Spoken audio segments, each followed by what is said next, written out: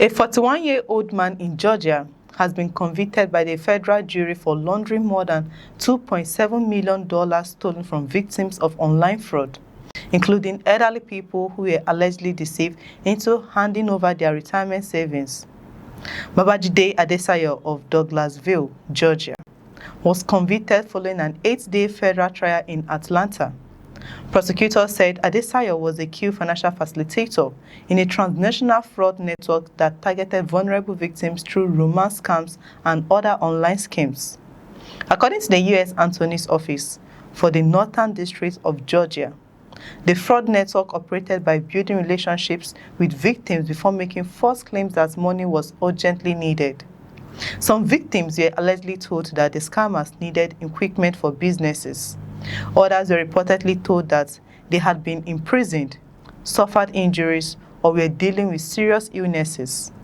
The victims were then persuaded to send money. In some cases, prosecutors said the amounts reached hundreds of thousands of dollars. The money allegedly included retirement savings and other income accumulated by victims over many years. The case provides a disturbing look at how online fraud can operate far beyond the person communicating directly with a victim. According to evidence presented in court, the fraudsters allegedly directed victims to send money into business accounts controlled by Adesayo's co-defendants, Nigerian national Efemena Ibe. Once the money arrived, prosecutors said Ibe quickly transferred most of it to Adesayo. The transactions were allegedly disguised as legitimate payments. Investigators said false descriptions were used to make the transfers appear to be payments for vehicles connected to Adesayo's automotive business. But prosecutors argued that the money was actually stolen from fraud victims. Once Adesayo received the funds, he allegedly moved most of the money overseas. The destinations reportedly include accounts in China, Hong Kong, Nigeria, and other countries. That movement of money was allegedly designed to make the proceeds harder for investigators and victims to recover.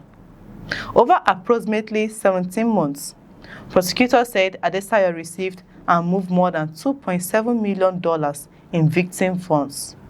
But the case became even more serious after his arrest. Adesayo was arrested in June 2024 and released on bond while awaiting trial. According to prosecutors, however, being released from custody did not stop the alleged money laundering activity. While under indictment, investigators said Adesayo continued receiving and moving funds connected to fraud. Some victims allegedly sent money directly to his business accounts. Other funds were sent to accounts belonging to people who subsequently transferred the money to Adesayo. Prosecutors said that once the money reached him, he moved or withdrew it almost immediately.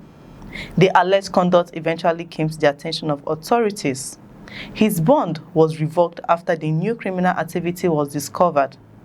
Adesayo has remained in federal custody since March 2, 2026. The federal jury has now found him guilty of all charges brought against him. Those charges include 2 counts of conspiracy to commit money laundering and 16 counts of transactional money laundering.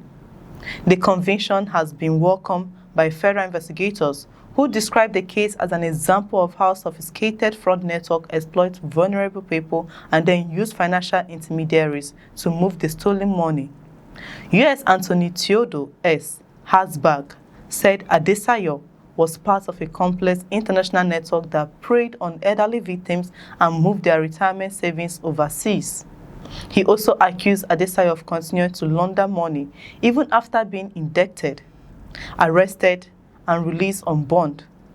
The FBI also stressed the vulnerability of some of the victims.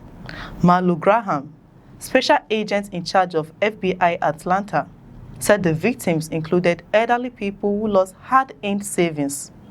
The FBI said the conviction demonstrates that investigators will pursue people who help fraud network move illicit proceeds. Homeland Security investigations also describe Adesayo as a financial facilitator for a transnational fraud operation. That distinction is important. Online scams often involve more than the individual who communicates with the victim.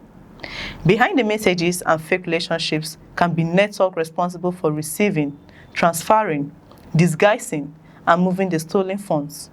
Without those financial channels, investigators argue many fraud schemes will be much harder to operate. That is why federal agencies have focused heavily on the people who move the money. The case also illustrates how international financial transfers can complicate fraud investigations. Money allegedly stolen from an American victim can move through several accounts and potentially cross multiple international borders within a very short period. By the time investigators identify the transactions, the money may already have been transferred to another country. In this case, prosecutors said funds were moved to China, Hong Kong, Nigeria, and other locations. The international dimension is one reason federal agencies, including the FBI and Homeland Security investigations, became involved. Other agencies also assisted with the investigation, including the U.S. Secret Service, Concord Police Department in New Hampshire, the Suto County Sheriff's Office in Mississippi, and the New York City Police Department. But the conviction does not mark the end of the case. Adesayo is scheduled to be sentenced on November 20, 2026, before United States District Judge Mark H. Cohen. He faces substantial potential prison time. The conspiracy counts carry a maximum sentence of up to 20 years each.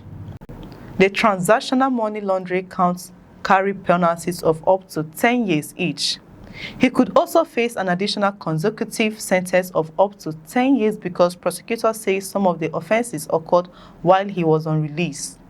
The actual sentence, however, will be determined by the courts. The judge will consider the United States sentencing guidelines, although those guidelines are not binding. But the victims, the conviction represents an important legal development after they allegedly lost substantial amounts of money to online deception. Some were reportedly elder people who had spent years building their savings. The case is also a warning about the increasingly sophisticated nature of online fraud. A message from someone claiming to be a friend, business associate, or romantic partner can eventually turn into a request for money. The request may appear urgent. It may involve an alleged medical emergency, imprisonment, business crisis, or another desperate situation. But behind the request could be an unorganized operation designed to manipulate the victim and transfer their money through multiple financial channels. Authorities are urging continued vigilance as they pursue such networks. The conviction of Adesayo sends another message. Investigators are not only targeting the people who directly deceive victims, they are also targeting those who allegedly receive, disguise, and transfer the money. In this case, the amount involved was enormous. More than $2.7 million allegedly passed through Adesayo's hand over a 17-month period. Now, after a federal jury convicted him on 18 money laundering-related counts, he remains in federal custody awaiting sentencing. For prosecutors, the case is about more than one defendant. It is about dismantling the financial machinery that allows online fraud networks to operate across borders. And for victims of online scams, particularly elderly people whose life savings can disappear in a matter of days, the case is a stark reminder that the person asking for money online may not be who they claim to be. If you find this report informative, subscribe to the channel, turn on notification, and share this video so many people can stay informed. Your support helps us to bring you more important stories from Nigeria and around the world. I'm Chidera Isum. Thanks for watching. We'll see you in the next reports.